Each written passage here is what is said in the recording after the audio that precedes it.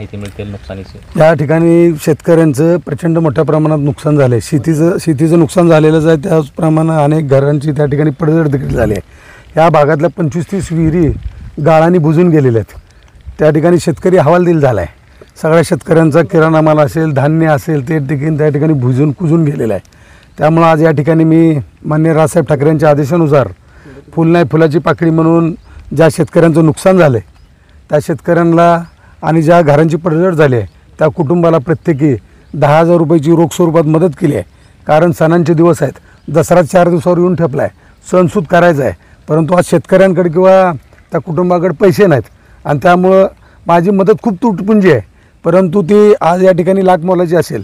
त्यामुळं मी महाराष्ट्र नवनिर्माण सेनेच्या वतीनं 10,000 रुपयाची रोख स्वरूपात प्रत्येक कुटुंबाला आणि शेतकऱ्यांना मदत केली आहे. सरसकट पंचनामे होत नाही, त्या शेतकऱ्यांची तक्रार आहे. आपण कृषी मंत्र्यांशी बोललाय, काय त्यांनी आदेश दिलेले? आज या ठिकाणी आल्यानंतर शेतकऱ्यांनी सांगितले की बाबा सरसकट पंचनामे होत नाहीत, नदीच्या कडेचे आणि वड्याच्या कडेचेच आम्ही पंचनामे करणार असे काय मस्तवाल अधिकारी त्या ठिकाणी सांगतात.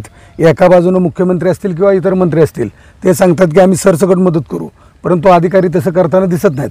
म्हणून या राज्याचे कृषी मंत्री दत्तात्रय मामा भरणे यांना या ठिकाणी मी आत्ताच बोललो, सर्वांसमोर फोन लावला होता. माननीय कृषी मंत्र्यांनी या ठिकाणी सर्व अधिकाऱ्यांना ताबडतोब सर्व शेतकऱ्यांचे सरसकट पंचनामे करा. ज्यांची घरं पडलेली आहेत त्या लोकांचे देखील सरसकट पंचनामे करा.